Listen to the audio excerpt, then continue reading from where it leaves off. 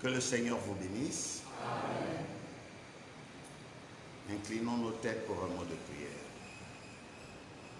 Tu es grand, Seigneur, notre Dieu et notre Père. Tout ce que tu fais est juste. Tout ce que tu dis est vrai.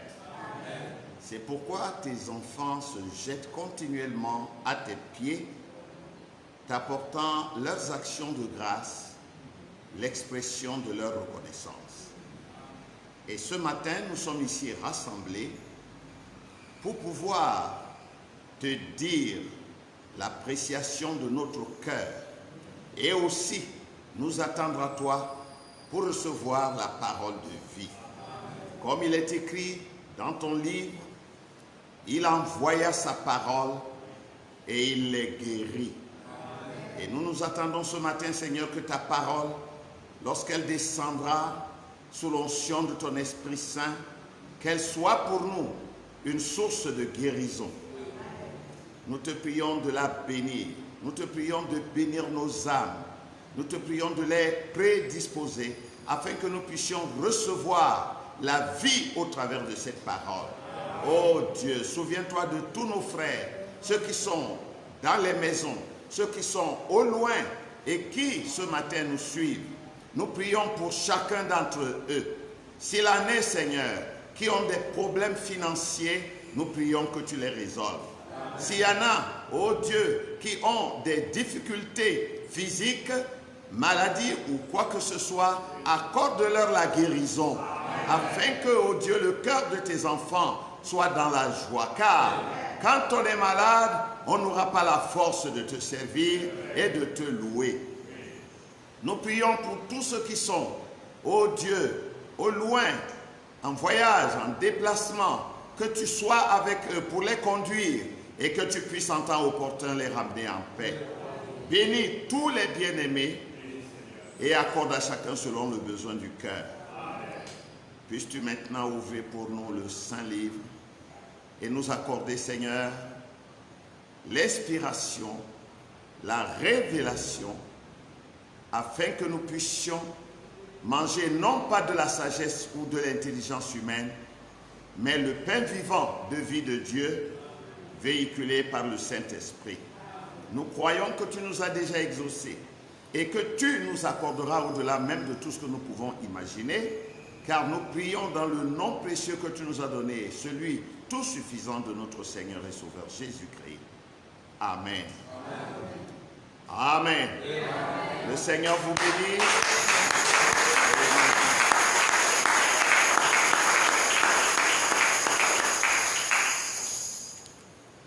Je vous salue dans le nom précieux de notre Seigneur Jésus-Christ.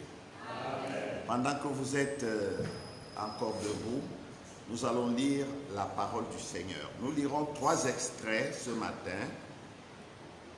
Le premier se trouve dans Genèse chapitre 17, du verset 1er au verset 6e. Genèse 17, de 1 à 6.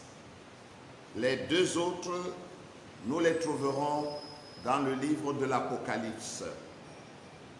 D'abord, Apocalypse chapitre 2, verset 17, et ensuite Apocalypse chapitre 3, verset 12. Apocalypse 2, 17 et Apocalypse 3, 12. Nous commencerons nos lectures dans la Genèse, le premier livre de la Bible. Nous lirons au chapitre 17, qui est un nombre de mystères, et les 6 premiers versets. Lorsque Abraham fut âgé de 90 ans, l'Éternel apparut à Abraham et lui dit: « Je suis le Dieu Tout-Puissant, marche devant ma face et sois intègre. J'établirai mon alliance entre moi et toi, et je te multiplierai à l'infini. » Abraham tomba sur sa face, Et Dieu lui parla en disant, « Voici mon alliance que je fais avec toi. Tu deviendras père d'une multitude de nations. On ne t'appellera plus Abraham, mais ton nom sera Abraham, car je te rends père d'une multitude de nations. Je te rendrai fécond à l'infini, je ferai de toi des nations, et des rois sortiront de toi. » Apocalypse 2, verset 17. Que celui qui a des oreilles entende ce que l'Esprit dit aux églises. À celui qui vaincra, je donnerai de la manne cachée et je lui donnerai un caillou blanc. Et sur ce caillou est écrit un nom nouveau que personne ne connaît, si ce n'est celui qui le reçoit. Chapitre 3, verset 12.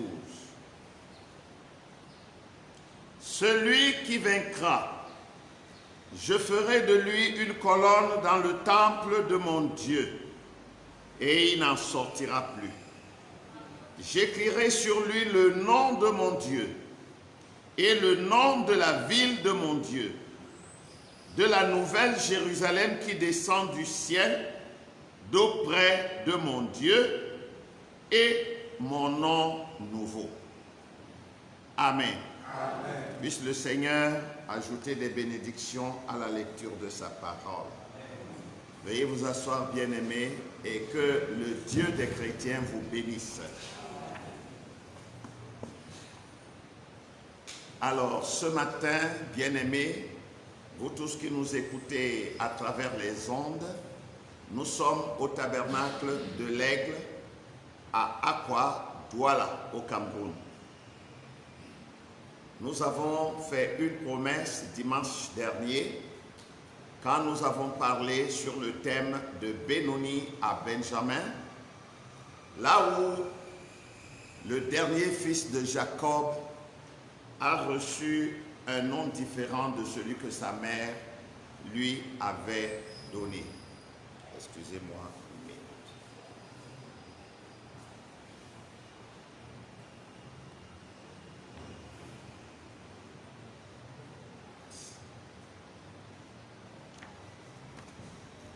Nous nous souviendrons que maman Rachel, alors qu'il allait mettre au monde son deuxième fils, deuxième et dernier, elle avait prononcé certaines paroles et ces paroles étaient le nom donné à son fils. Après la naissance de cet enfant, Rachel aussi a rendu l'âme. Et nous avons vu que c'était normal. C'est vrai, c'était un type, on ne l'aurait pas souhaité. Mais dans la réalité, c'est tout ce qu'il y a de plus merveilleux. Parce que Rachel représente l'Église des nations, qui a été la plus aimée que l'Église juive. Parce que Léa était la première, elle était l'aînée. Rachel était sa puînée. Mais Jacob aimait plutôt Rachel. Jacob voulait épouser Rachel. Mais à cause de certaines lois dans le pays et la ville de Laban, et encore que Laban lui-même était un peu tordu, Laban a donc plutôt donné à Jacob Léa, dans l'obscurité de la nuit, bien sûr, parce que si c'était le jour, il aurait refusé. Mais le matin, il se rend compte que c'était Léa, il se fâche, et son beau-père essaye de le calmer en lui promettant Rachel en contrepartie de 7 autres années de service. Ils se sont finalement entendus. Et Jacob a pris les 2 sœurs. La sœur aînée, aussitôt mariée, commença à donner des enfants. Elle en a d'abord donné 4. Puis, Rachel, le voyant, donna sa servante à Jacob. Et il y a quelqu'un en haut là-bas, je ne sais pas qui c'est. Il y a quelqu'un derrière le poteau. Descends, tu viens t'asseoir dans la salle. On ne va pas te chasser. J'ai vu quelqu'un derrière le poteau. Ah, c'était toi? Hein? Ok, ok. Alors, Rachel a donné sa servante à son mari Jacob. Et Bila a eu 2 fils. Léa, le voyant, a compris que ça devient une compétition.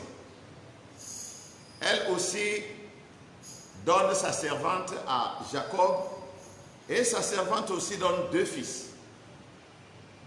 Léa donna encore 2 autres fils. Elle en avait donc déjà 6. Et les 2 servantes en avaient 2 chacune. Ça faisait 10. Il y avait aussi Dina, une fille. C'est à ce moment que Dieu se souviendra de Rachel et lui permettra d'avoir des enfants. Elle donnera donc naissance à un premier fils, Joseph. Lorsque la naissance du 2e et dernier arrive, l'accouchement était très difficile, très pénible. Tellement pénible que Rachel y perdra sa vie. Mais avant de mourir, elle donne un nom à ce garçon. Comme c'était de coutume, généralement, dans l'Ancien Testament, c'était les mamans qui donnaient les noms aux enfants. Alors, elle dit, il s'appellera Benoni.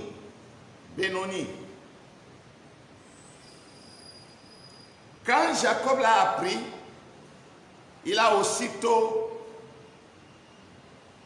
changé le nom de l'enfant, l'appelant Ben-Yamin, Benjamin.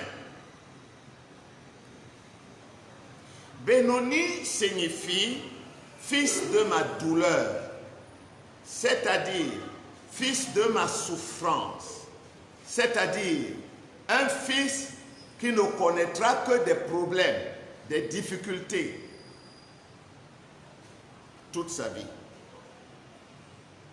Frère Branham, souvenez-vous, nous a dit que lorsque ces mamans hébraïques étaient en travail et qu'elles donnaient un nom à l'enfant, elles plaçaient cet enfant directement dans le pays de la promesse et cela était sa position pour l'éternité, dit William Branham.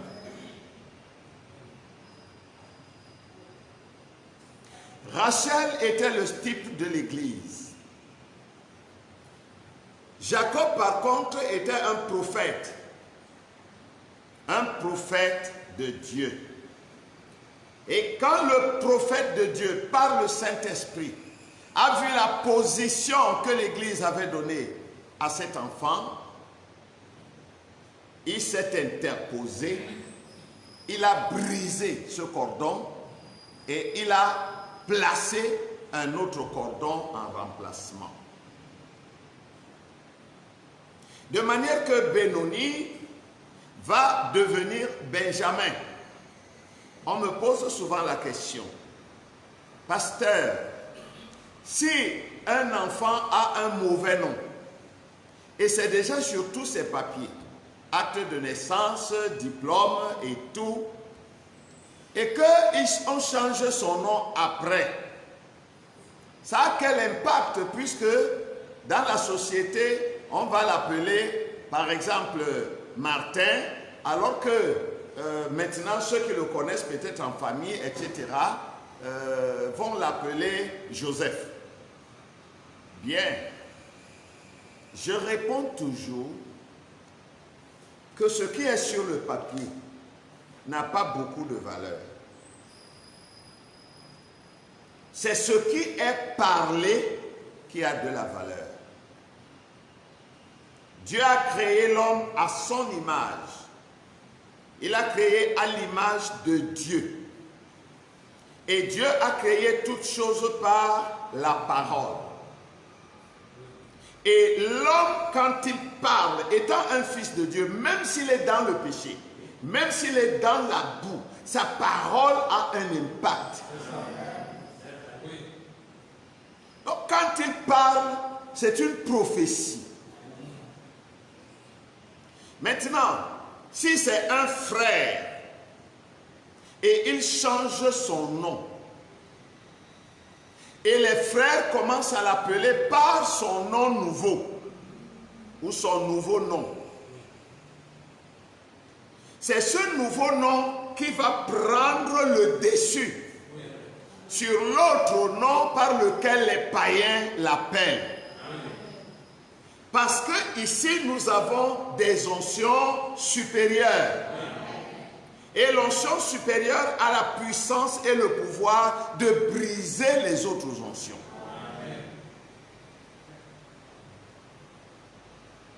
Benjamin va donc grandir et au lieu d'être ce garçon, cet homme de souffrance, de peine, de malheur, de tribulation, de persécution, cet homme rejeté, il va devenir le fils de la puissance de son père.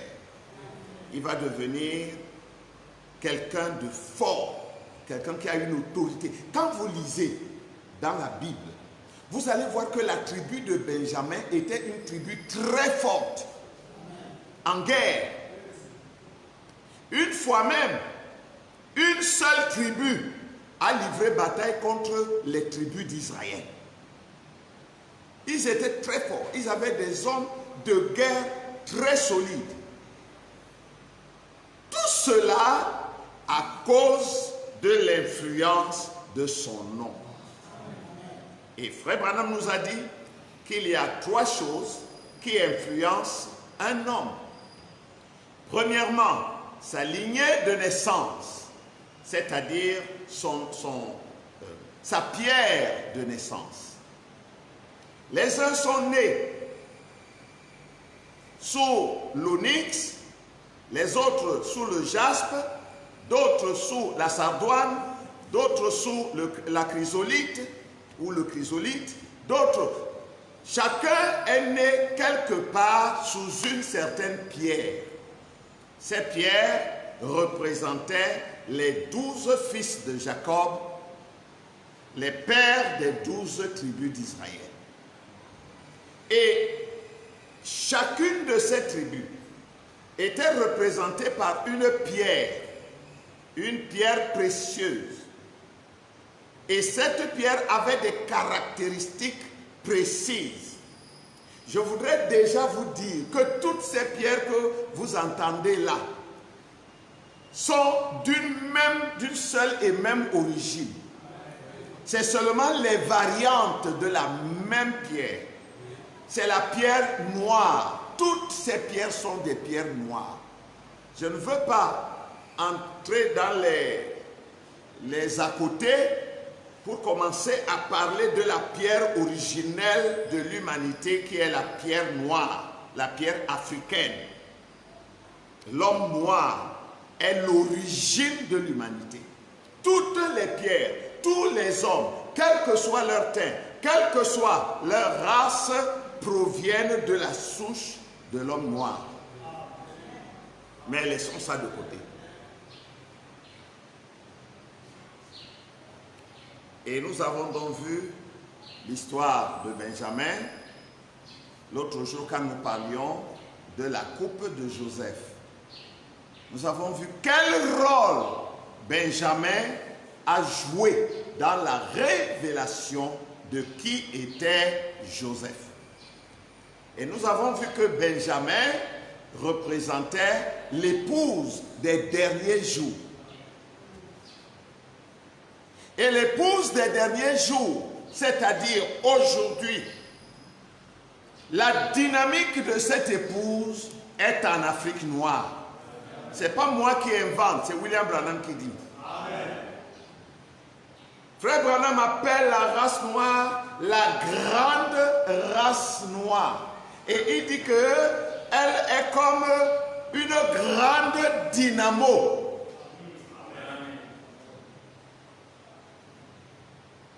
Il ne dit pas seulement ça, il dit beaucoup de choses. Frère Branham dit que le Saint-Esprit a élu domicile aujourd'hui en Afrique. Amen. Pasteur, c'est écrit où? William Branham dit que la colonne de feu se trouve en Afrique. Amen. Et la colonne de feu, c'est le Saint-Esprit. Amen. C'est pourquoi il dit que les Africains doivent envoyer des missionnaires en Amérique, pas seulement en Amérique, en Occident, et partout, en Asie, en Orient, partout. Et ils sont en train d'aller. Et il y a des choses qui se préparent. C'est pourquoi j'insiste pour dire à mes frères kémites, les descendants de Cam, dont on a torturé l'histoire, que c'est notre heure maintenant. Dieu nous appelle à une glorieuse destinée, à une mission importante et élevée. Les autres ont joué leur rôle. Ceux de l'Est ont joué leur rôle. C'est à partir d'eux que l'évangile a couvert le monde aujourd'hui. Ils ont fait leur part. Ceux du Nord ont fait leur part. Ils ont propagé l'évangile partout, jusqu'à l'âge de la porte ouverte de John Wesley. Ceux de l'Ouest ont fait leur part. La plus grande partie des évangélistes révivalistes du siècle dernier sont venus de l'Ouest, c'est-à-dire d'Amérique. Jusqu'à William Branham, le messager de la dernière heure. Le messager pour l'Afrique noire. Tout ça, c'est dans les messages. Si quelqu'un doute, bon, je ne parle pas à vous ici, vous connaissez déjà ces choses. Mais comme je parle là, les gens m'écoutent partout. Et il y en a qui critiquent, il y en a qui taclent, il y en a qui insultent même. Et je lis leurs histoires, je ne réponds pas à ça. Si quelqu'un veut, il me parle directement, même par WhatsApp. Nous avons les Écritures. Amen. Amen. Notre Dieu est bon. Il est particulièrement bon pour nous. Dieu aime l'homme noir. L'autre jour, c'est quelqu'un qui me demandait, mais avec tout ce que tu dis là, on ne voit même pas les noirs. Il n'y a même pas un messager noir. Les noirs n'ont même rien. Ils vont faire comment? Dieu prend les riens pour confondre les quelque chose. C'est la Bible aussi qui l'a dit. Alléluia. Lisez dans la Bible, depuis le livre de la Genèse, le rôle des Noirs dans la foi en Dieu, dans le programme de Dieu, et ça jusque dans l'Apocalypse. C'est que les gens ne savent pas lire leur... Bien sûr, ceux qui prétendent nous avoir apporté l'évangile, ils prétendent, ils ne nous ont pas apporté l'évangile. C'est comme aujourd'hui, l'Afrique a les matières premières qu'elle exporte. Maintenant, ceux qui achètent ces matières premières, les transforment et nous les ramènent sous une autre forme. L'évangile a suivi exactement le même cursus. Parce qu'ils ont pris la parole de Dieu chez nous. C'est chez nous. Enoch était un Africain. Noé était un Africain. Tous ces gens étaient des Africains. Frère Branham nous dit que c'est Enoch qui a bâti, c'est Enoch et les autres, c'est-à-dire ces gens qui ont construit les pyramides. Mais si Enoch a construit les pyramides avec ces gens, s'il était blanc, dans les hiéroglyphes et les dessins, on aurait mis les dessins des blancs. Comment un blanc va mettre seulement les dessins des noirs sur toutes les parois de la pyramide? Il y a des preuves partout. Il y a eu un temps d'obscurité, d'aveuglement. Ils en ont profité. Maintenant qu'ils se tiennent tranquilles, parce que les Kémites, les Noirs, sont en train d'entrer dans leur mission. Vous savez, je disais à quelqu'un l'autre jour, par WhatsApp, quelqu'un qui m'a écrit, qui m'a posé des questions. Je lui disais que même quand nous allons dans nos conventions internationales et que les serviteurs de Dieu africains, pour qu'on voit que sa convention était grande, il faut qu'un blanc vienne. Si les blancs ne viennent pas, c'est comme si ce n'était rien. Ce complexe-là doit terminer. La preuve, c'est que nous arrivons même là-bas, nous ne voyons pas ce que les blancs nous apportent. Au contraire, très souvent, ils sont confus. Ils viennent, sachant qu'ils vont enseigner les négrillons. Ah, mes frères, quand ces hommes commencent à prêcher, les blancs sont confus. Ils sont obligés de rentrer dans leur coquille, à leur juste mesure. J'ai vu ça à plusieurs reprises. D'autres hommes de Dieu vous le diront. Donc, cette histoire de complexe terminée. Quand un noir parle avec un blanc, même un petit blanc de rien du tout, c'est comme si il est devant un ange. Non, ce sont nos frères. Nous devons les aimer, nous devons les respecter, mais nous ne devons pas jouer les voir comme les géants de Jéricho ou de Canaan. Non, c'est des frères comme nous. Il y en a parmi eux qui sont de très bons prédicateurs. Ça, c'est bien, c'est formidable. Mais il y en a qui ne sont rien. Comme il y a des Africains qui ne sont rien. Il y en a qui ne savent même pas de quoi ils parlent. Donc il n'y a pas de complexe. Il n'y a pas à se faire de complexe. Amen. Je ne suis pas anti-blanc. Mais je suis panafricaniste. Je suis un Africain. Je ne peux pas faire autrement. Et c'est une grâce merveilleuse que Dieu m'a fait africain, noir, et en ce dernier âge où les mystères sont révélés. Amen. Alléluia. Vous devez être fiers de ce que vous êtes. Vous devez être fiers de ce que Dieu a fait de vous. Même vous qui êtes dans le monde, dans la société, ne soyez pas complexés. Respectez, si c'est votre patron, respectez-le, c'est votre patron. Dans le cadre du travail. J'ai vu l'autre jour une vidéo où un petit Chinois est en train de fouetter un noir parce qu'il est arrivé au travail en retard. Et il couche-toi là, lui aussi se couche. Oh, ça me fait vomir. C'est vrai, ça me fait me révolter.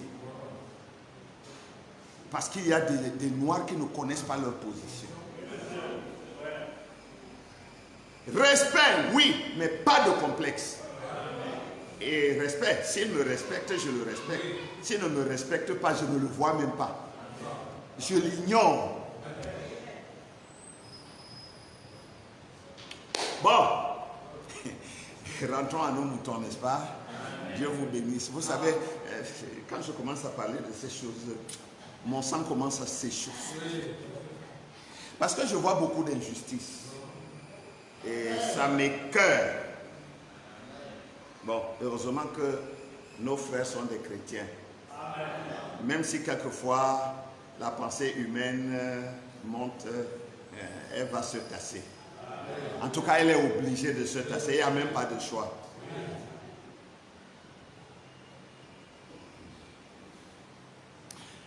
Alors, j'avais promis dimanche, en parlant de Benoni à Benjamin, que nous allions parler d'un sujet à polémique. Je ne vais pas prêcher ce matin, ce n'est pas un sermon. Je vais faire une petite leçon d'école du dimanche sur le thème le nom nouveau de Jésus.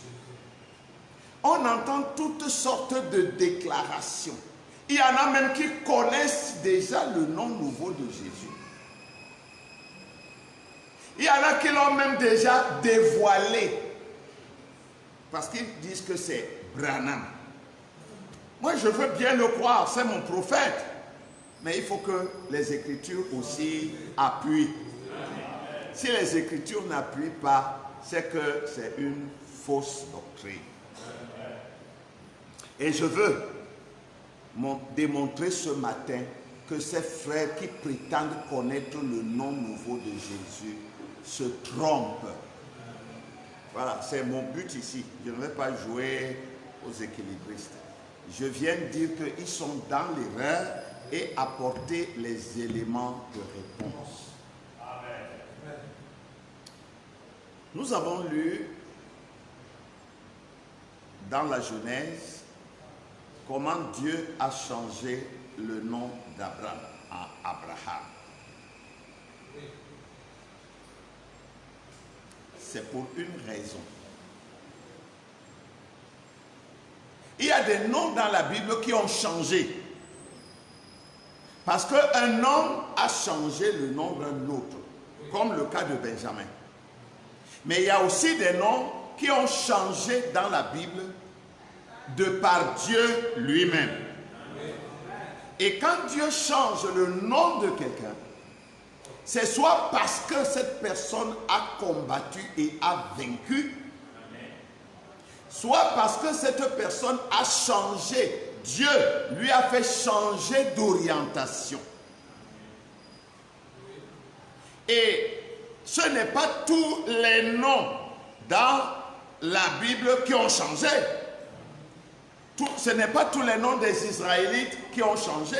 Ce n'est pas tous les noms des chrétiens dans le Nouveau Testament qui ont changé. Mais c'est certains noms seulement et en fonction de la mission que Dieu avait confiée à ces personnes. Abraham devait être le père d'une multitude de nations. Abraham a combattu et a vaincu. Alors Dieu change son nom afin que son nom corresponde à l'objectif de Dieu pour lui. Quelqu'un peut volontairement changer et librement changer son nom. Chacun est libre, il peut changer. Mais ça n'aura pas le même impact que lorsque c'est Dieu qui le change.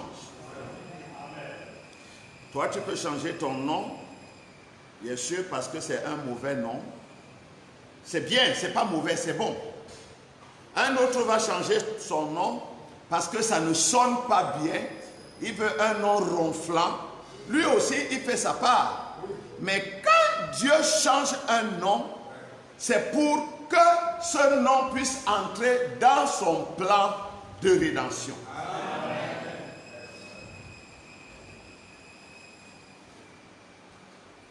Il y a d'autres noms qui ont changé dans la Bible. Le nom de Jacob a changé en Israël, Jacob veut dire supplanteur. Mais Israël veut dire prince avec Dieu ou prince de Dieu. C'est dans Genèse 32, de 27 à 28. Nous avons déjà parlé de Benoni qui change en Benjamin, Genèse 35, verset 18. Dans le Nouveau Testament, nous voyons le nom de Pierre changer. Il s'appelait d'abord Céphas, il s'appelait d'abord Simon, fils de Jonas. Après la révélation qu'il a reçue de Dieu et qu'il a énoncée, Jésus change le nom de Simon en Pierre. Et Pierre allait ainsi avoir une nouvelle orientation dans sa vie spirituelle et dans son ministère. Il va devenir le détenteur des clés du royaume. Nous voyons Paul qui s'appelait d'abord Saul. Frère Branham dit que le nom Saul est un bon nom, mais il convient à un roi plutôt qu'à un apôtre. Alors, le nom de Saul va changer et il va devenir Paul, ce qui signifie petit. Nous avons Jacques et Jean, les fils de Zébédée. Leur nom aussi a changé dans la Bible. Ils ont été appelés Boanerges. Boanerges signifie fils du tonnerre. Donc, beaucoup de noms dans la Bible ainsi ont changé. Nous avons vu le nom de Saraï changer en Sarah. Sarah qui signifie une princesse. Tout au long de l'histoire aussi, les noms des gens ont changé. Vous ne savez peut-être pas, mais c'est ça, le nom de William Branham même a changé. Parce que quand Frère Branham est né, son père l'a appelé Braham. Braham. Mais le secrétaire d'état civil en écrivant, on ne sait pas comment, il a mis N avant Ham. Et c'est devenu Branham. Parce que Braham, c'est 6 lettres. Dieu voulait que ce soit 7 lettres. Parce que quand William Branham naissait, son père n'était même pas pratiquant. Il était un catholique rétrograde. Mais Dieu lui-même a tenu la main du secrétaire d'état civil pour ajouter un N. Amen. Amen.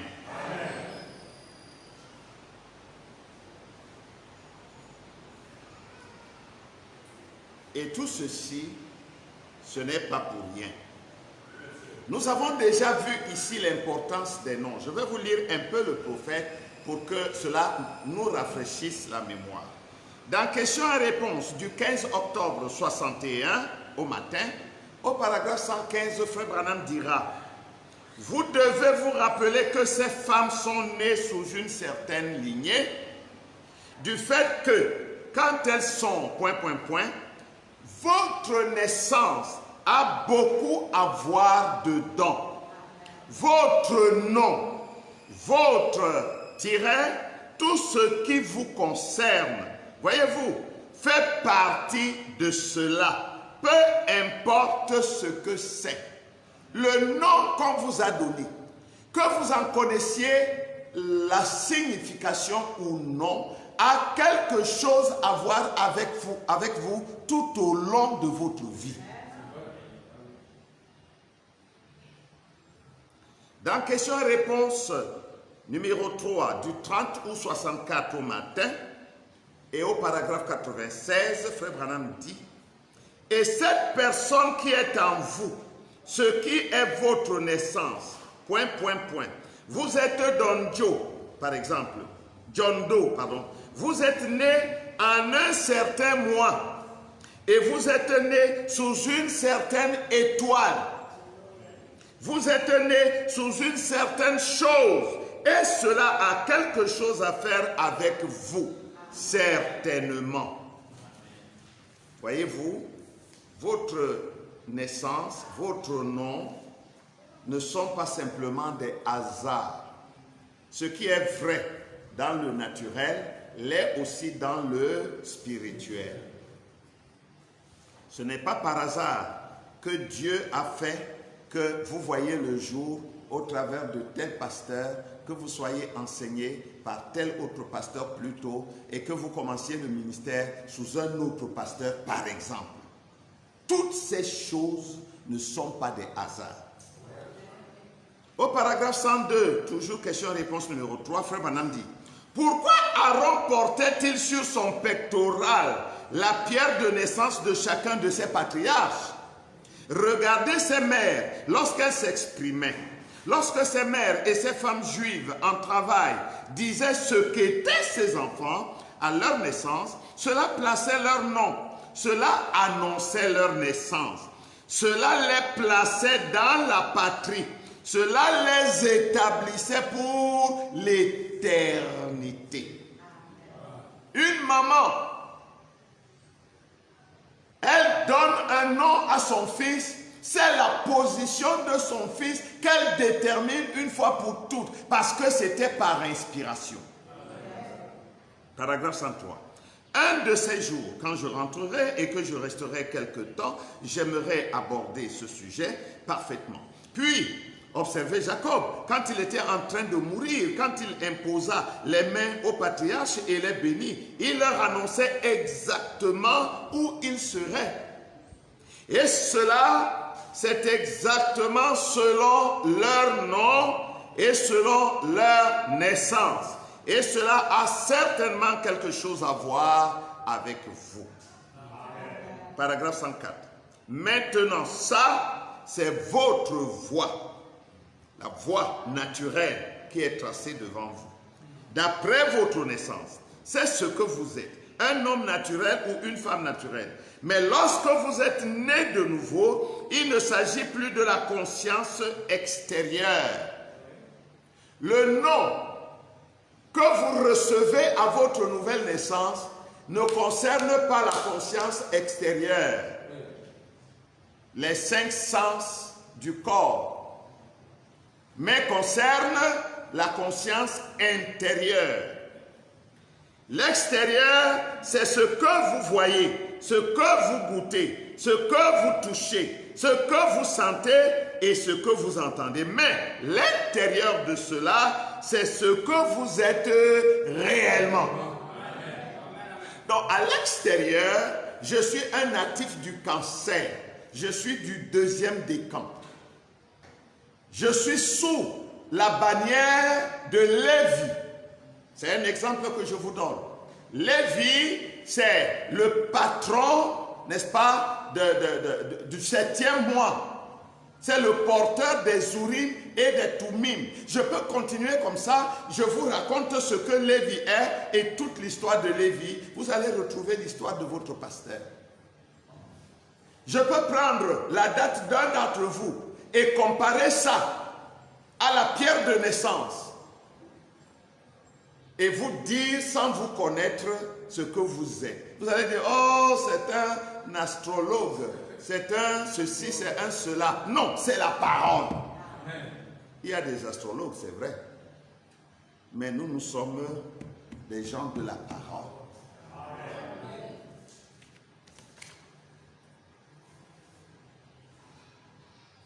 Le nom a donc une grande influence dans la vie d'un homme.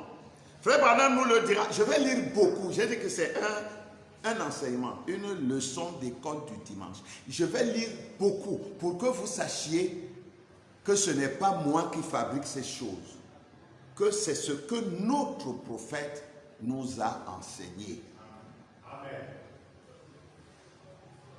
Amen. Encore une fois, prêché à Chicago le 4 août 1963, Frère Branham dit au paragraphe 76, 77 et 78, il dit: 76, vous direz, un nom ne représente rien.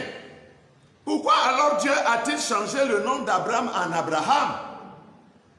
Pourquoi a-t-il changé celui de Saul en Paul, celui de Simon en Pierre? Pourquoi a-t-il changé son propre nom, lui Dieu? Pourquoi il a changé son nom? 77. Pourquoi a-t-il changé celui de Jacob en Israël? Pas avant qu'il ait lutté avec le Seigneur, qu'il ait vaincu. Et quand Jésus a vaincu la mort, le séjour des morts et la tombe, la Bible dit, il a eu un nom nouveau. De même, quand Jacob a vaincu. 78. Et si l'Église peut vaincre, l'Église c'est d'abord un individu. Quand je dis l'Église, vois-toi toi-même d'abord. Et si l'Église Bélé, si l'Église Doumbé, si l'Église Bienvenue, etc. Chacun met son nom. Hein? Peut vaincre. Elle s'arrêtera de dire je suis méthodiste, baptiste et presbytérien. Je suis du message. Hein? Tu es du message. Hein? Tu n'es pas chrétien. Quand elle pourra vaincre ses credos et le monde qu'il a entraîné là-dedans, elle redeviendra l'épouse de Jésus-Christ. Madame Jésus-Christ. Voilà son nom. Pas, oh non, moi je suis du message. Ça ne signifie rien. Je suis tabernacle de l'aigle. Ça ne signifie rien. Ça signifie simplement que tu es membre d'un groupe qui se rassemble quelque part. Amen. Quel spectacle triste alors que nous regardons Samson là debout.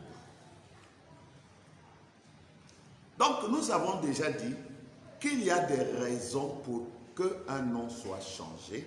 Nous avons dit par exemple, quand quelqu'un embrasse une nouvelle orientation, quand c'est Dieu qui amène quelqu'un à changer d'orientation, et compte tenu de la mission confiée à cet homme, Dieu change son nom.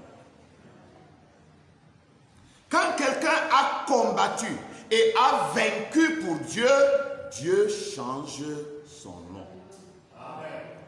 Ou quand quelqu'un change de vie, tu étais un pécheur,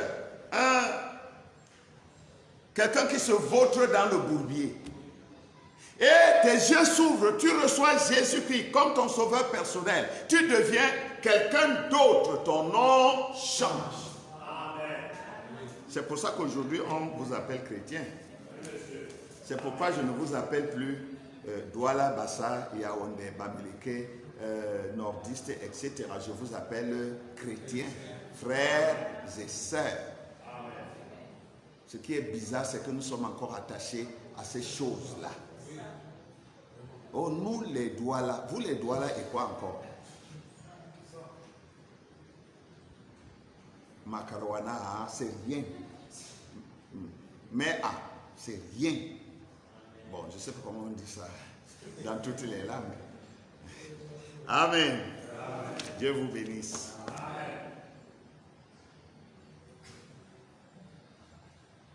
Je vais vous lire un extrait pour vous montrer que ce n'est pas tous les noms qui changent en fait. Tous les noms n'ont pas changé dans l'Ancien Testament. Dans le Nouveau Testament, tous les noms n'ont pas changé. Tous les noms ont quand même changé. Et pour lui montrer ce qu'il allait faire, il a changé son nom au chapitre 17. Il parle, chapitre 17 de la Genèse que nous venions de lire tout à l'heure. Il a changé le nom de Sarah. C'est vrai. Faites attention à ces noms. Quelqu'un dit Amen? Amen. Faites attention à ces noms. Amen.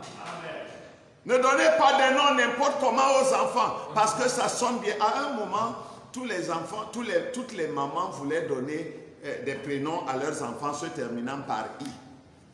Maintenant, c'est A qui est à la mode. Maintenant, c'est les A, les prénoms qui se terminent par A. Vous ne savez même pas ce que ça dit. Vous ne savez même pas qui l'avait porté. Vous ne savez pas la vie, vous ne connaissez pas la vie de cette personne. Vous donnez à votre enfant. Quand les effets de ce nom vont suivre l'enfant. Nous avons plein de noms dans le livre de Dieu. Nous avons même plein de noms dans nos propres langues. Donnez même à votre enfant le nom de Yoko Abele. Ça suffit. Il n'est pas obligé d'être Martin. Il n'est pas obligé d'être André. Je ne dis pas que c'est mauvais, non. Ça, c'est des bons noms, vous pouvez donner. Mais quand vous donnez n'importe quel nom, dont vous ne connaissez même pas la signification, c'est libre à vous. Mais vous engagez votre enfant. Faites attention à ces noms. Ils signifient quelque chose. Même si toi, tu ne connais pas l'explication, ce nom-là signifie quelque chose. Pourquoi changea-t-il le nom de Jacob en Israël? Pourquoi changea-t-il le nom de Saul en Paul? Pourquoi fit-il toutes ces choses? Après qu'il eut vaincu et qu'il fut entré dans la gloire, il est dit que son nom a été changé, c'est-à-dire le nom de Dieu, le nom de Jésus. Dans Apocalypse, une promesse a été donnée à ceux qui vaincront. Il leur dit,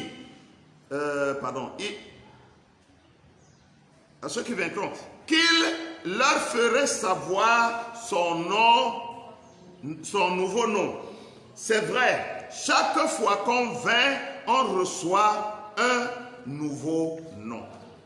Amen. Le chrétien doit avoir son nom changé. Maintenant, ce n'est pas le nom de tous les chrétiens qui seront changés, qui sera changé. Parce qu'il y a des chrétiens de nom et il y a des vrais chrétiens. Les chrétiens de nom ne verront jamais leur nom changer. Ils resteront toujours chrétiens de nom. Amen. Amen.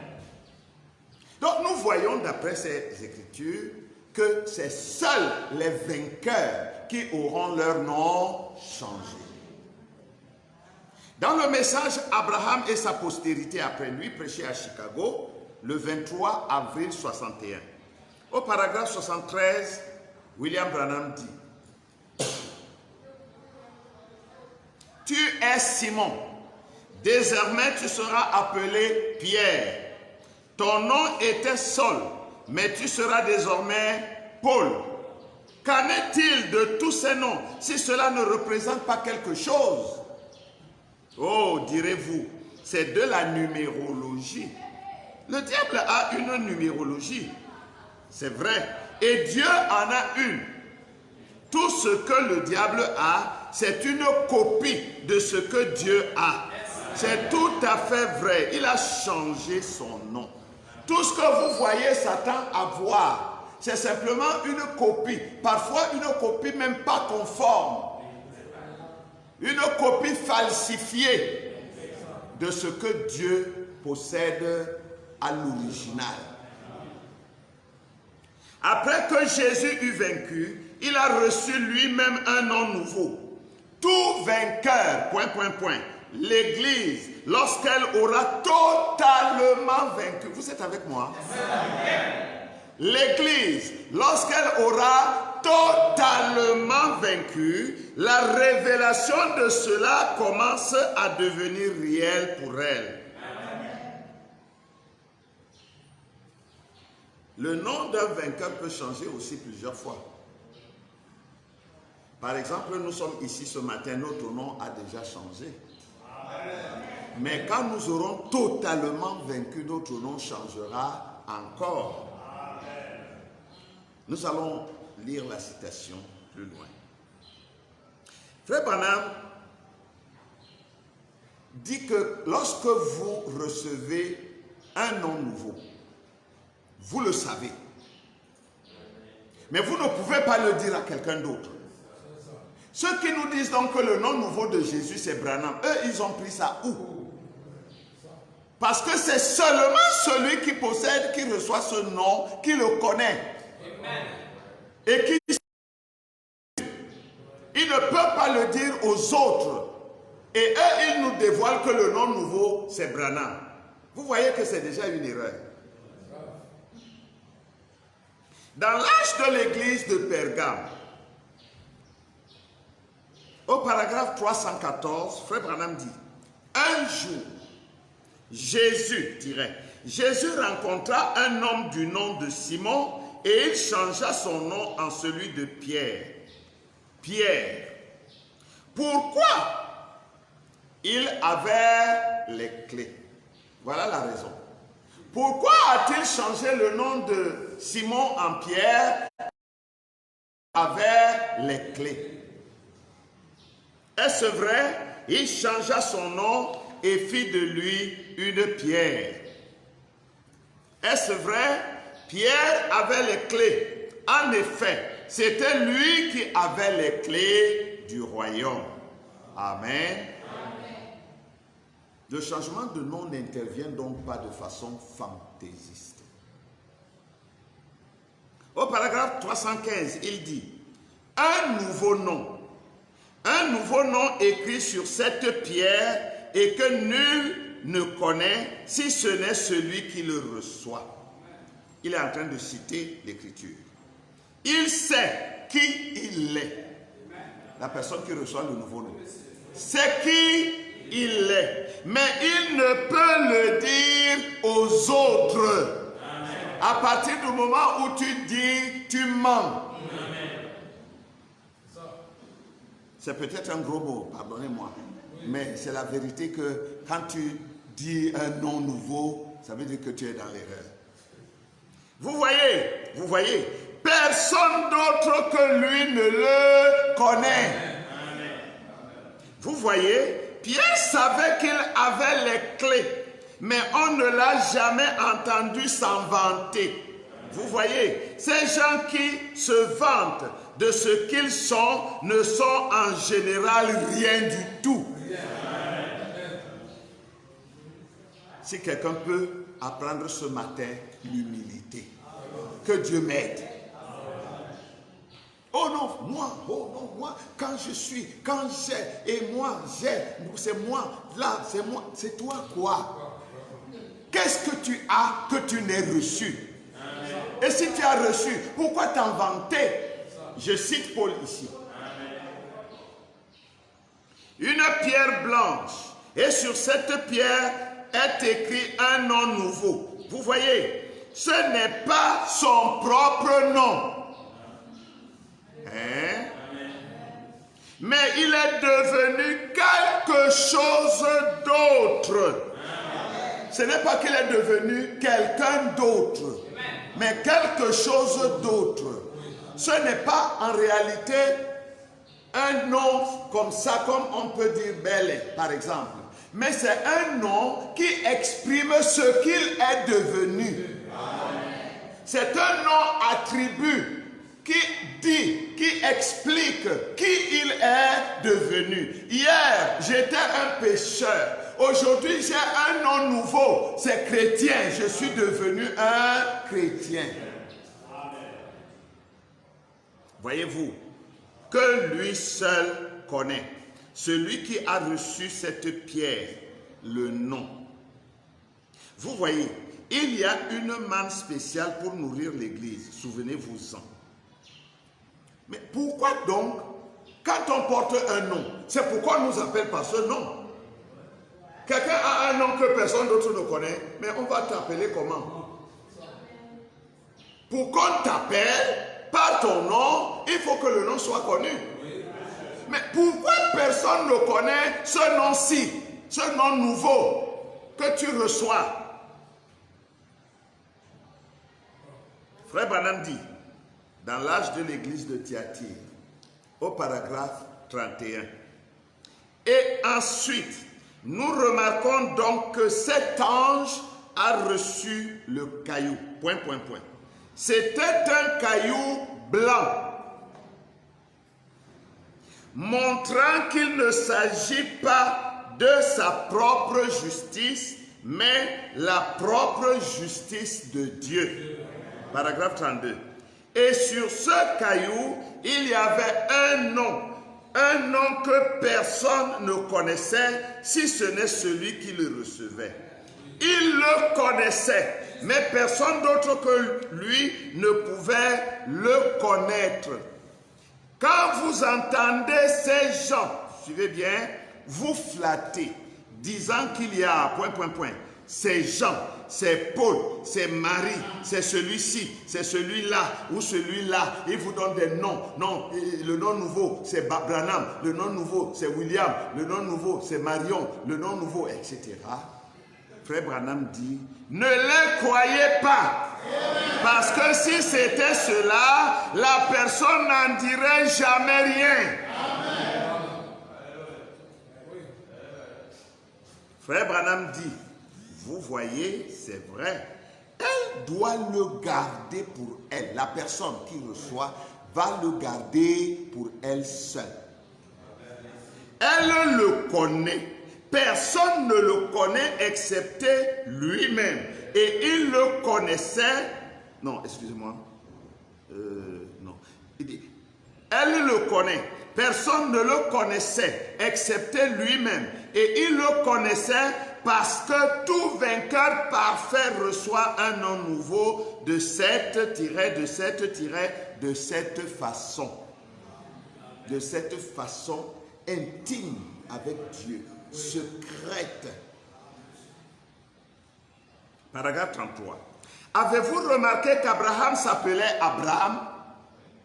Mais lorsque Dieu vint pour se servir de lui, il changea son nom en Abraham. S-A-R-A. C'était Saraï. Mais quand Dieu voulut se servir d'elle, il changea son nom en S-A-R-A. Sarah, princesse. Avez-vous fait attention à Jacob? Jacob signifie supplanteur. Ésaü signifie roux, velu et roux. Un rouquin entièrement roux. Voilà ce qu'était Ésaü. Bien, Jacob était un supplanteur. Un supplanteur, c'est un trompeur. Ésaü n'a-t-il pas dit, son nom n'est-il pas Jacob, c'est-à-dire supplanteur? Mais lorsqu'il lutta avec l'Éternel toute la nuit, qu'il vainquit et fut béni, Dieu changea son nom de Jacob en Israël, un prince avec Dieu. Paul s'appelait Saul, jusqu'au moment où il rencontra le Saint-Esprit sous la forme d'une lumière qui brilla sur lui, et son nom fut changé de Saul en Paul. Simon, lorsqu'il rencontra Jésus, ce dernier changea son nom en Pierre. Paragraphe 34. Et lorsque Jésus eut vaincu, son nom fut changé, et il révélera ce nom. Dites Amen. C'est une promesse. Il révélera ce nom. Celui qui sera avec lui, qui aura vaincu comme lui a vaincu, recevra un nom nouveau. Et je lui révélerai mon nom nouveau. Donc le nom nouveau est révélé au vainqueur. Vous voyez, et Frère Branham a dit précédemment, ceux qui ont parfaitement vaincu, totalement vaincu. Et tant que vous n'avez pas encore totalement vaincu, il ne peut pas vous révéler son nom. Parce que vous pouvez vaincre une manche, deux manches et après vous êtes battu. Vous voyez, tout vainqueur, je veux dire que les noms de tous les enfants d'Israël n'ont pas été changés.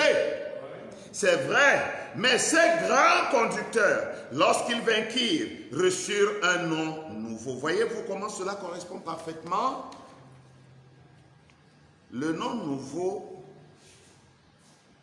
c'est donc quelque chose, c'est comme une récompense. C'est une distinction, une marque de distinction. Pour quelqu'un qui a combattu et qui a vaincu. Amen. Tu es devenu quelque chose d'autre.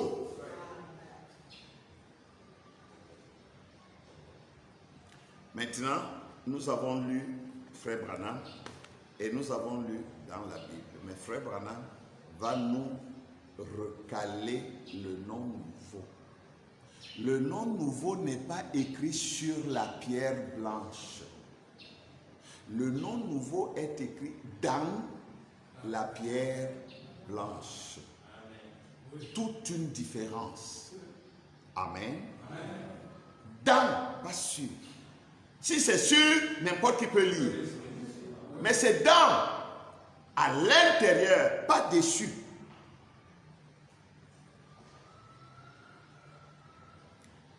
Pour que vous compreniez mieux ça, représentez-vous la grande pyramide d'Enoch. Frère Branham, dans le songe de Junior Jackson, il est venu et il a expliqué tout ce qui était écrit sur les parois. Quoique les parois aient été ravinées par les eaux des pluies. Il y avait donc certaines choses qui étaient perdues. Certains hiéroglyphes qui étaient perdus. Mais le mystère n'était pas sur les parois. Le mystère était à l'intérieur de la pyramide. Frère Branham nous dira, c'est pour cela que je devais aller à l'ouest pour faire la connexion avec le message de ces 7 anges. Et quand Frère Branham est allé à l'ouest,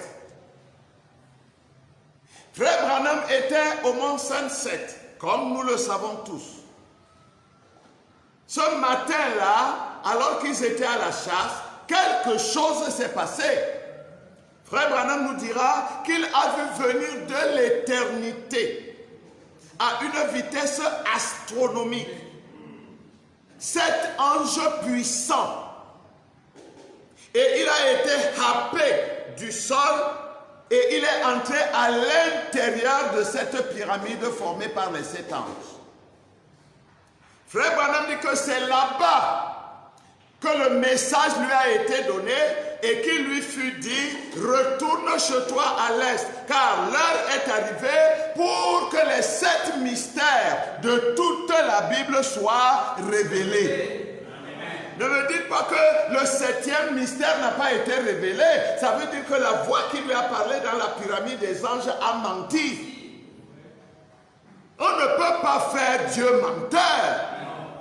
Dieu dit les 7 mystères.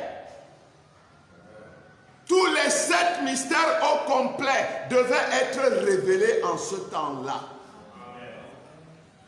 Et quand Frère Branham est sorti de la pyramide, il est allé préparer les réunions sur les 7 sceaux.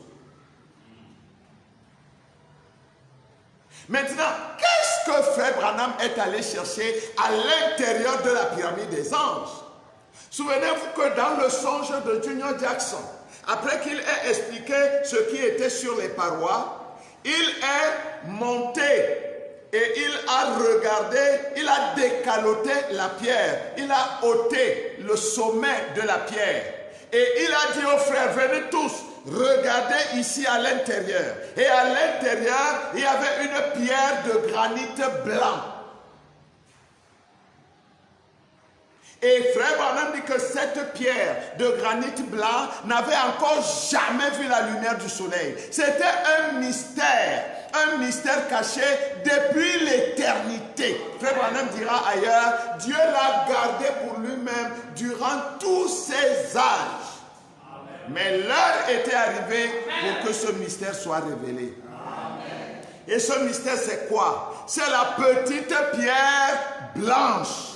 C'est le caillou blanc. Amen. Et le caillou blanc était caché à l'intérieur de la pyramide. Et le caillou blanc que reçoit le vainqueur, c'est cette pierre de granit blanc qui est cachée à l'intérieur de la pyramide de sa vie. Personne ne connaît. Amen. Et le nom nouveau est écrit dans la pyramide. Frère Branham dit que ce n'était pas un caillou dur, comme les cailloux que nous connaissons. Ce n'était pas une pierre dure, mais c'était une pierre tendre. Amen. Et cette pierre tendre, c'est le cœur nouveau. C'est une nouvelle âme dans laquelle se trouve la personne du Seigneur Jésus-Christ. Parce que c'est... Oh, je vous ai souvent dit ça ici.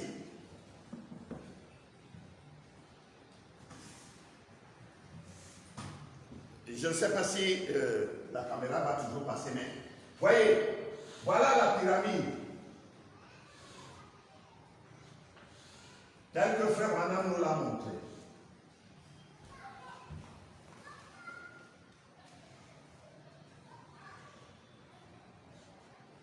Voilà.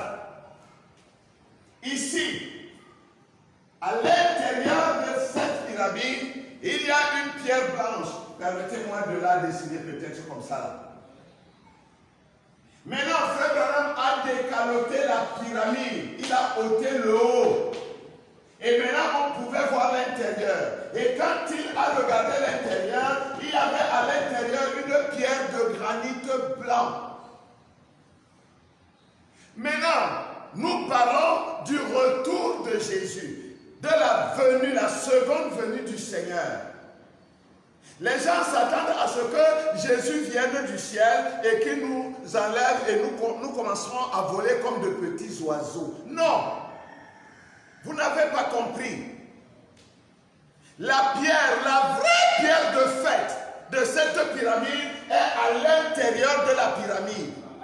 La vraie personne de Jésus-Christ est à l'intérieur de la pyramide de votre vie. Il est en train de se former par la parole. Quand vous ajoutez la parole à la parole et la parole à la parole, cette pierre est en train de se former. Un moment va venir, lorsqu'elle est à terme, elle va simplement sortir et coiffer votre vie. C'est la personne de Jésus-Christ. Il ne viendra pas d'ailleurs, il est déjà dans son épouse. Christ est déjà dans son épouse. Il va seulement se manifester en temps opportun. Alléluia. Frère Branham, dans l'exposé des 7 âges de l'Église, il dira à la page 202, paragraphe 3, traduction, la voix de Dieu. Il est aussi dit ici qu'il donnera au vainqueur un caillou blanc et que dans le caillou, pas au-dessus, il y aura un nouveau nom. Pas au-dessus du caillou, mais dans le caillou. Voilà pourquoi quelqu'un d'autre ne peut pas connaître. Parce que ce n'est pas quelque chose que chacun va voir et lire.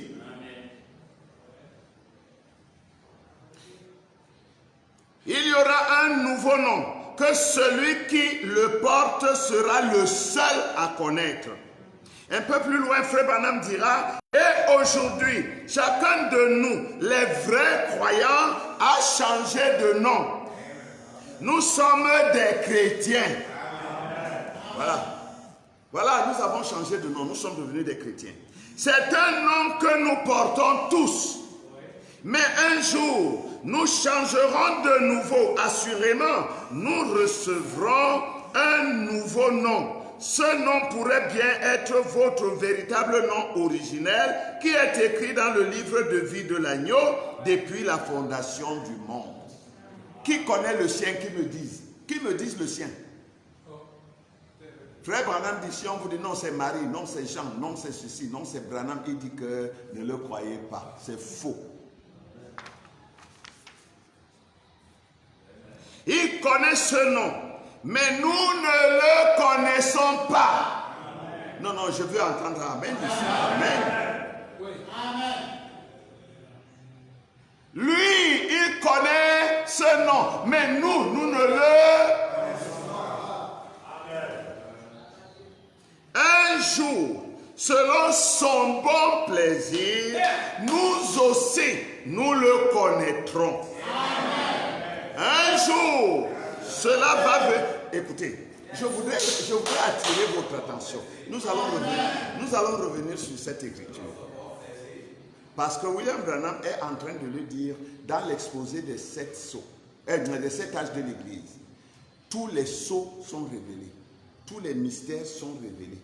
Frère Branham a prêché c'est longtemps, c'est sorti longtemps après l'ouverture des sceaux, en 1965. Et en 1965, Frère Branham est en train de dire que nous ne le connaissons pas. Mais un jour, nous le connaîtrons parce qu'il a fait la promesse qu'il va le révéler aux vainqueurs. Donc nous ne le connaissons pas. Si quelqu'un prétend le connaître, il est simplement un prétentieux. Parce que celui qui prétend est un prétentieux. Parlons du nom nouveau de Jésus. Nous l'avons lu déjà. Lorsque Jésus a vaincu, Jésus a été pris dans la gloire. Et c'est là-bas dans la gloire que Jésus a reçu un nom nouveau. Pas sur la terre. Même quand il avait vaincu et qu'il est ressuscité des morts, il a dit tout pouvoir m'a été donné dans le ciel et sur la terre. On ne nous a pas dit qu'il avait déjà reçu un nom nouveau. Mais c'est quand il est allé dans la gloire, dit Frère Branham, qu'il a reçu un nom nouveau. Toi, tu vas recevoir le tien ici encore sur la terre. Dieu ne change pas son patron. Dans l'âge de l'église de Thyatire, nous l'avons lu tout à l'heure, nous le relisons au paragraphe 34, il dit « Et lorsque Jésus eut vaincu, son nom fut changé, et il révélera ce nom. Celui qui sera avec lui, qui aura vaincu comme lui a vaincu, recevra un nom nouveau, et je lui révélerai mon nom nouveau. » Vous voyez, tout vainqueur, je veux dire, entre autres ses conducteurs et tout. Eh bien, il est évident que les noms de tous les enfants d'Israël n'ont pas été changés, c'est vrai. Mais ces grands conducteurs, lorsqu'ils vainquirent, reçurent un nom nouveau. Le nom que Jésus avait ici sur la terre, c'était le nom de la rédemption. Parce qu'il était un rédempteur. À chaque fonction correspond un nom. À chaque nom correspond une fonction. Nous avons étudié ici les 7 noms rédempteurs de Dieu, ou les 7 noms composés de Dieu pour la rédemption.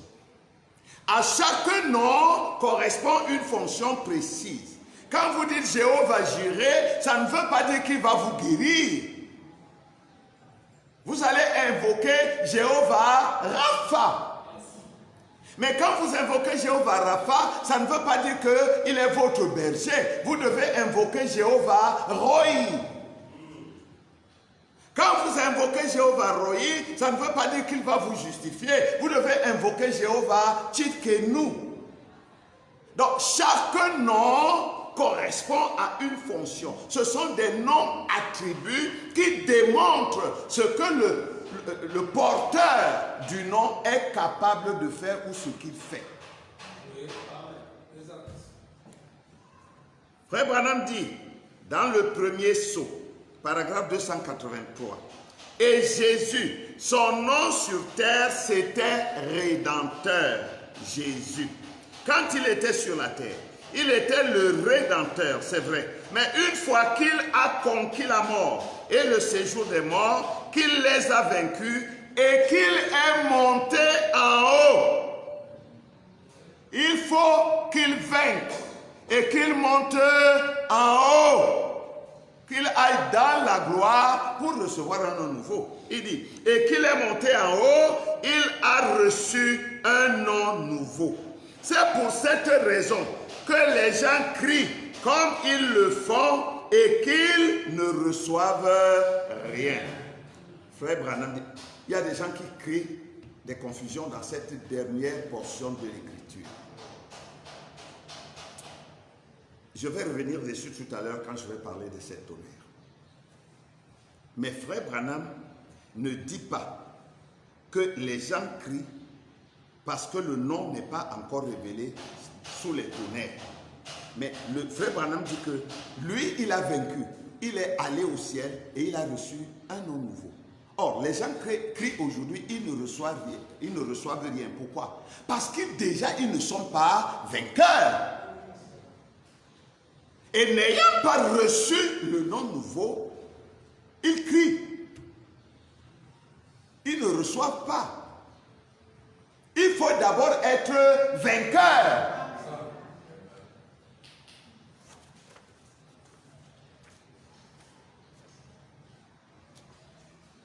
Dans le message exposé des 7 âges de l'Église, nous allons terminer dans un instant. Dans l'exposé des 7 âges de l'Église, l'âge de l'Église de Philadelphie, page 317, traduction La Voix de Dieu, paragraphe 1.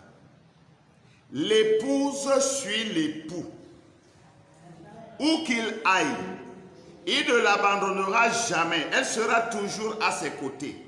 Elle partagera le trône avec lui. Elle sera couronnée de sa gloire et de son honneur.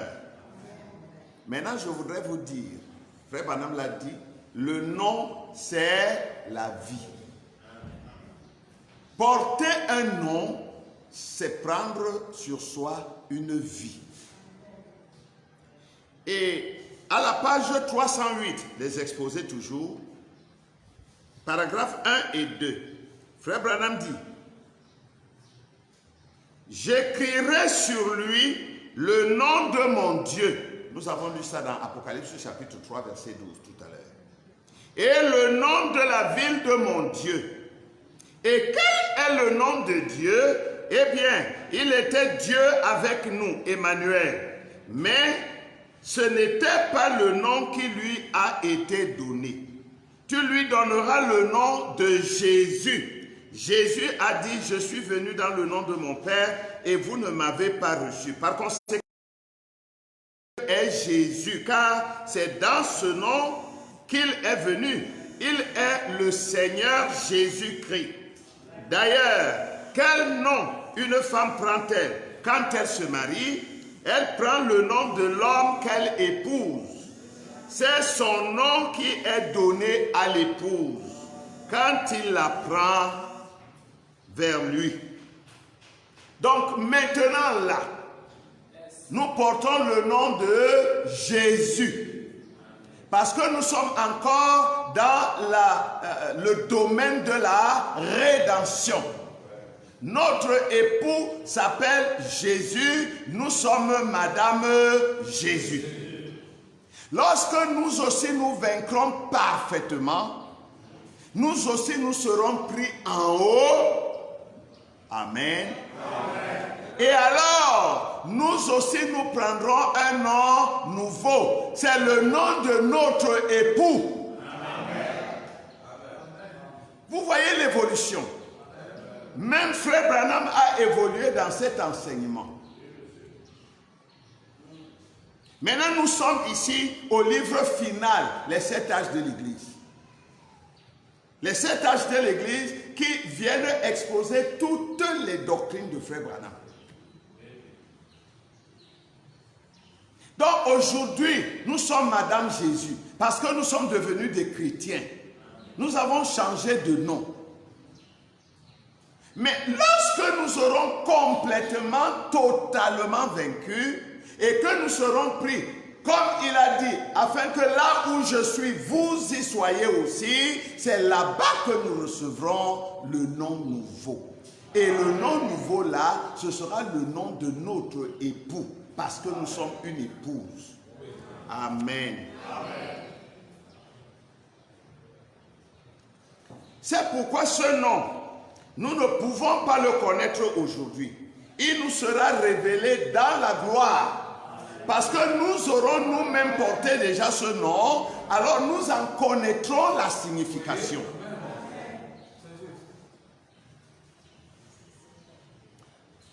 Pour dire qu'aujourd'hui là, que personne ne se trompe, personne ne connaît le nouveau nom de Jésus. Frère Branham a dit que ce nom sera révélé dans les tonnerres. Frère Branham l'a dit, que ce nom sera révélé dans les tonnerres. Je crois que j'ai sauté cette citation quelque part ici.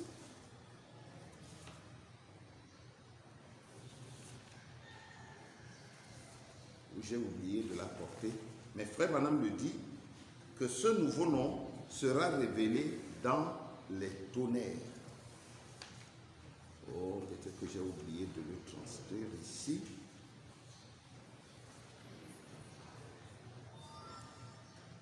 Donc c'est le cheval de bataille de beaucoup de frères. Je crois que j'ai oublié de le transcrire ici. Ah non, non, je l'ai ici. Voilà. Écoutez, je m'en vais d'abord vous lire cette citation. C'est dans le premier sceau, paragraphe 284. Frère Branham dit, ce sera révélé dans les tonnerres. C'est clair pour tout le monde? Est-ce que les tonnerres sont déjà révélés? Donc, si ça doit être révélé dans les tonnerres, est-ce que ce nom est révélé dans les tonnerres? Mais vous ne répondez pas. Le nom sera révélé dans les tonnerres. Est-ce que les tonnerres sont révélés? Et si les tonnerres sont révélés, est-ce que le nom a été révélé dans les tonnerres? Oui! Vous avez peur de quoi? Le nom nouveau de Jésus a été révélé dans les tonnerres. Mais pasteur, pourquoi alors tu dis que personne ne le connaît? Parce que nous ne connaissons pas encore tout ce que les tonnerres ont révélé. Il y a beaucoup de choses dans les tonnerres que nous ne connaissons pas encore. Et Frère Branham dit, nous les connaîtrons quand nous serons de l'autre côté. C'est révélé. Oh, il y a plein de choses qui sont révélées. Hein. Tout est révélé dans les tonnerres. Parce que les tonnerres, c'est la révélation de tous les mystères de Dieu. Mais est-ce que nous connaissons tous les mystères de Dieu aujourd'hui? Laissez-moi lire Branham.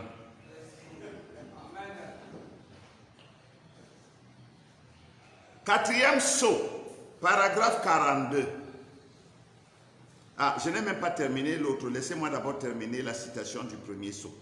Ce sera révélé dans les tonnerres, voyez, remarquez les mystères, il vient à cheval, ... Il faut qu'il y ait quelque chose qui change cette église. Vous le savez, il faut qu'il y ait quelque chose. Remarquez, personne ne le connaissait si ce n'est lui-même. Maintenant, remarquez, personne ne le connaissait si ce n'est lui-même. Maintenant, je vais lire au quatrième sceau, paragraphe 42. C'est pareil pour les âges de l'Église, pour les sceaux et pour tout le reste. Et quand quelqu'un se met en tête qu'il connaissait cette tonnerre, si ça ne correspond pas avec le reste de la parole, il y a quelque chose de faux. Si tu dis que tu connais le nouveau nom de Jésus, ça veut dire que tu connais les tonnerres. C'est-à-dire, tu connais tous les tonnerres, tous les mystères révélés des tonnerres. Non, même Branham ne connaissait pas tous les mystères révélés des tonnerres. Je vais lire tout à l'heure. Qu'on ne dise pas que j'ai inventé ou alors que je suis contre le prophète. Non. Voyez, il faut que cela vienne par l'ainsi dit le Seigneur, car ceci est le livre, c'est ça la révélation de Jésus-Christ en entier. Maintenant, écoutez le prophète. On lui pose une question. Nous sommes ici le 24 mars 63. Quelqu'un pose la question, c'est la question numéro 4. Quel est le nom des ... qui sera écrit sur les gens d'Apocalypse 3.12? Paragraphe 99, Frère Branham dit, je ne sais pas. C'est clair? Oui, il a dit, je leur donnerai un nom nouveau. Je ne sais pas ce que c'est. Vous voyez, probablement qu'il sera révélé lorsque nous arriverons là-bas. Mais je ne sais pas ce que c'est en ce moment. Branham dit qu'il, si toi tu sais, tu es un 8e messager. Et comme il n'y en a que 7, alors tu es un faux. Voyez-vous, vous voyez, c'est lui qui va faire cela. Voyez, il leur donnera un nom nouveau que seuls connaîtront. C'est donc injuste pour des gens de vouloir tromper d'autres personnes en disant qu'ils connaissent. Frère Branham dit dans Exposé des 7 âges de l'Église, à la page 309 et au paragraphe 1. Et j'écrirai sur lui mon nom nouveau. Mon nom nouveau, quand tout aura été renouvelé, alors il prendra un nom nouveau et ce nom sera également le nom de l'épouse. Vous voyez, tantôt il pensait que ça pouvait être le nom personnel de quelqu'un qui est dans le livre de vie. Mais ici, je dis bien que ici nous sommes en 1965. Les sceaux sont déjà révélés. Toutes les prédications concernant les sceaux sont déjà passées. Et même les autres prédications après les sceaux sont déjà passées. Frère Branham, dans ce livre-là, c'est un condensé de toutes ces doctrines. Il dit que le nom que l'épouse prendra, c'est aussi le nom que l'époux a pris. Et il le lui révélera quand elle sera là-bas. Écoutez, quel est ce nom? Que personne n'ait l'audace de faire des conjectures. Que personne ne s'aventure à dire qu'il le connaît. Ce serait pure prétention. Il faudrait que ce soit l'objet d'une révélation tellement décisive que personne n'oserait le contester. Aujourd'hui, ça fait l'objet de contestations dans le monde entier. Donc, ce n'est pas ce que vous dites là, c'est faux.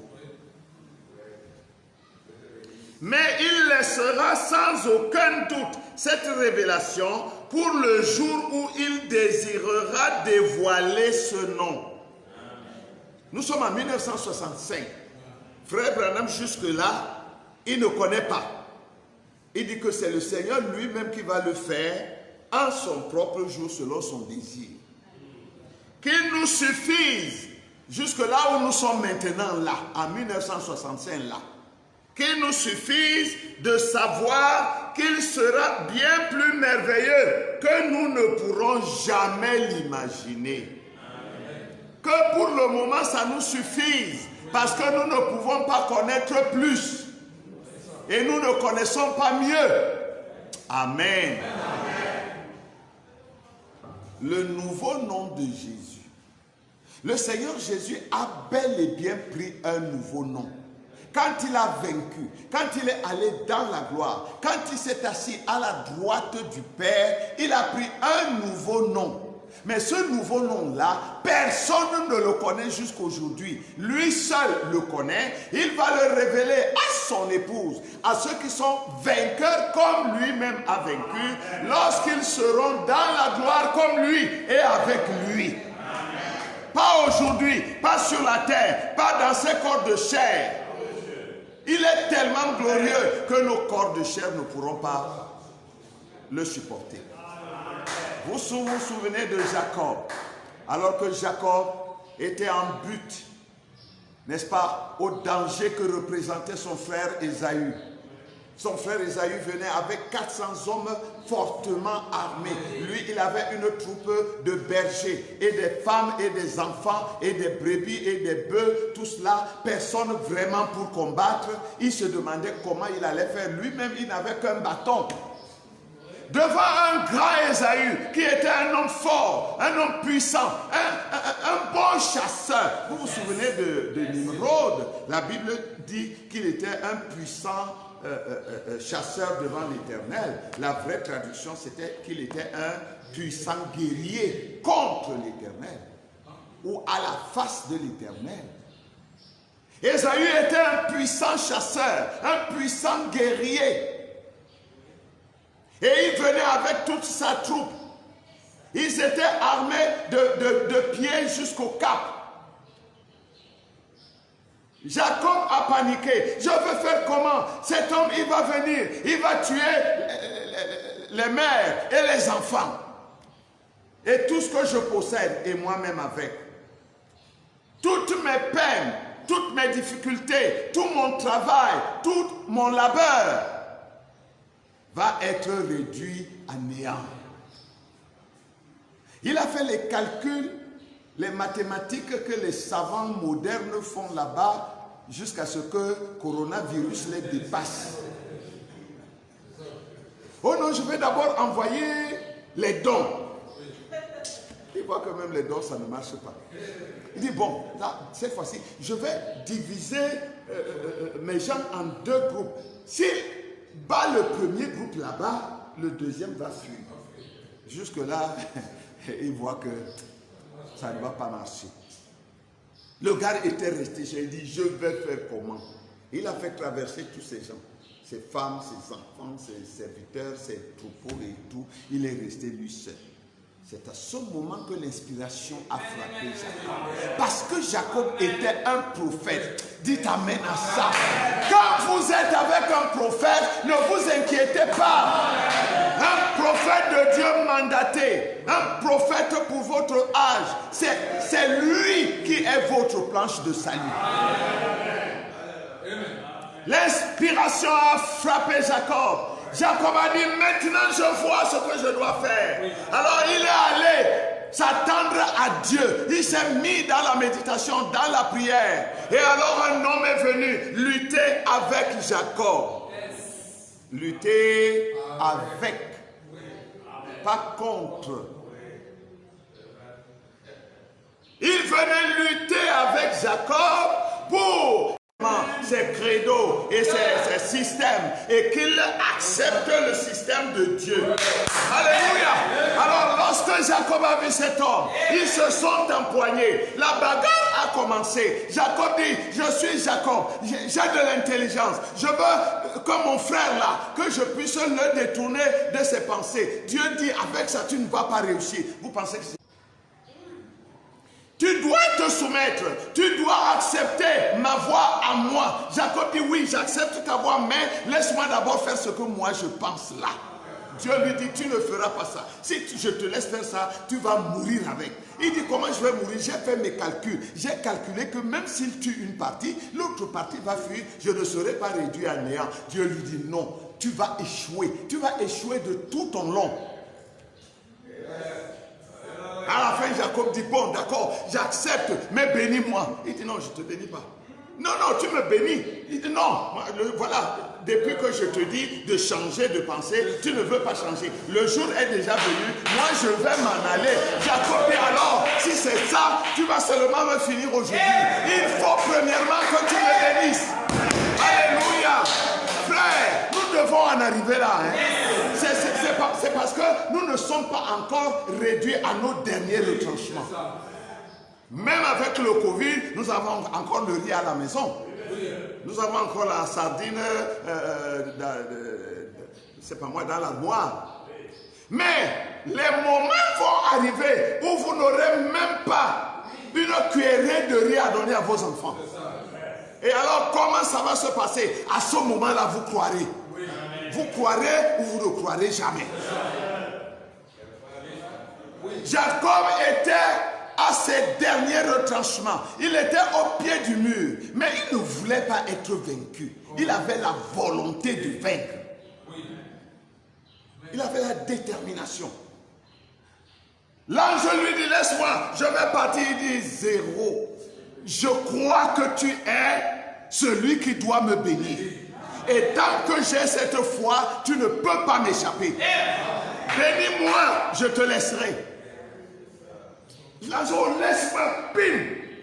L'ange a frappé l'emboîture de la hanche de Jacob. Et Jacob a commencé à marcher. Hein? Quand tu rencontres l'ange, quand tu luttes avec l'ange, tu changes de démarche. Si tu marchais comme ça, tu vas te casser. Il va te réduire à ta plus simple expression. Pour que tu sois véritablement serviteur de Dieu ou servante de Dieu, Dieu doit premièrement te briser. Il doit te casser la hanche. Il doit changer ta marche, ta démarche. Pour que tu ne marches plus comme tu marchais avant. Que tu deviennes un autre homme. Amen, amen. Alors Jacob a dit, même comme ma hanche est déboîtée là, j'ai dit, tu me tues avant de partir. L'ange lui dit, tu me fatigues. Quel est ton nom? Il dit, moi je m'appelle trompeur, supplanteur. Il dit, jamais, jamais, tu ne seras plus appelé comme ça. Tu ne seras plus appelé Benoni. Tu vas être appelé Benjamin. Tu n'es pas quelqu'un qui doit un souffreteur, comme on dit. Tu ne dois pas être un homme misérable. Tu ne dois pas être un mendiant. Tu ne vas pas continuer d'être un malade.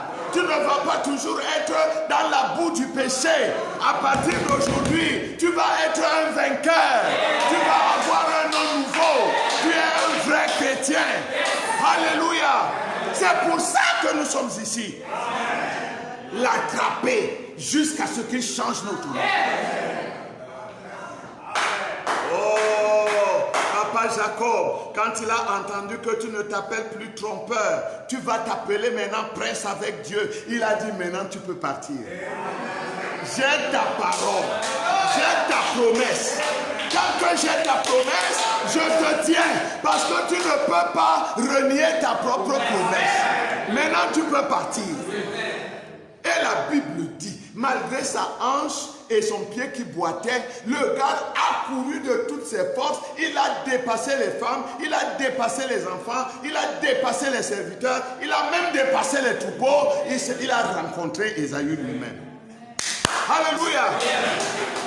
Voilà les chrétiens qu'il nous faut aujourd'hui. Et c'est ça que Dieu veut. Ton nom doit être changé, mais tu dois premièrement vaincre. William Branham dit, mais il laissera sans aucun doute cette révélation pour le jour où il désirera dévoiler ce nom, qu'il nous suffise de savoir qu'il sera bien plus merveilleux que nous ne pourrons jamais l'imaginer. Ce nom est un nom glorieux. L'autre jour, je me souviens, lorsque les parents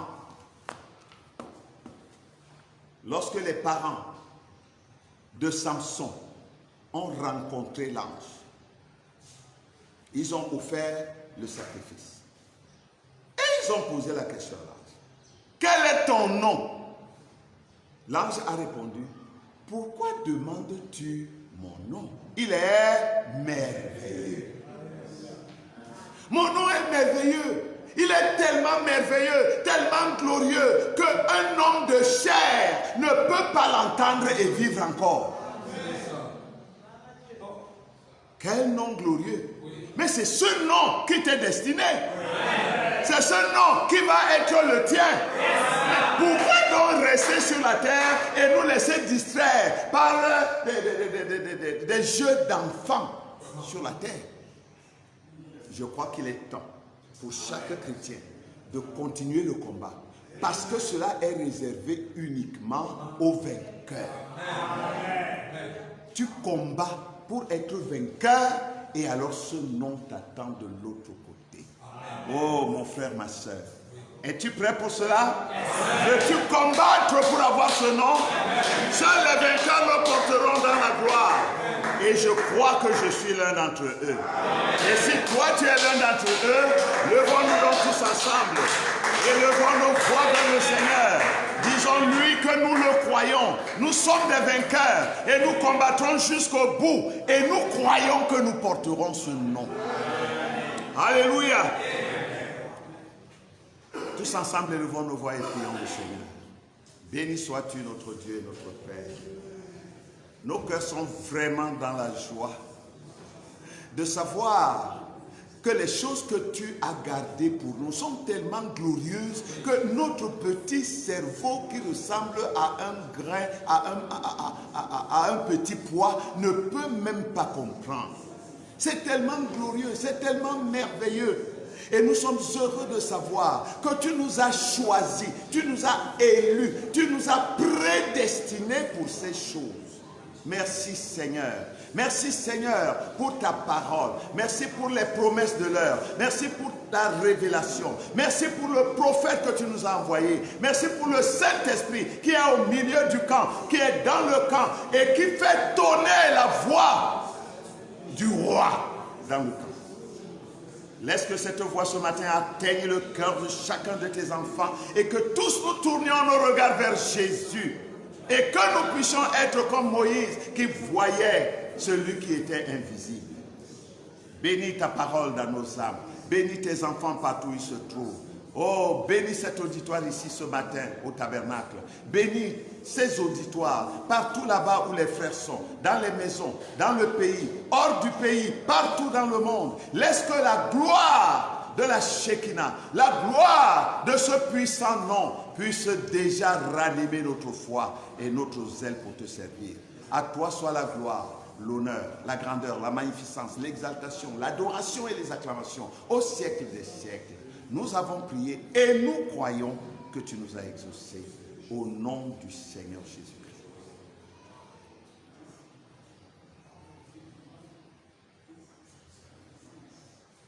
Amen. Amen. Amen. À Jésus la gloire.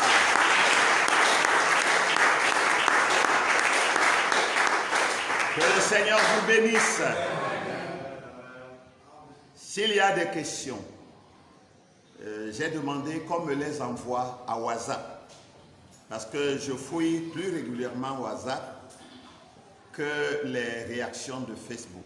Si quelqu'un a une question sur le sujet que nous venons de discuter, d'étudier, qu'il me l'envoie à mon contact WhatsApp. C'est le plus 237 6 99 02 35 92.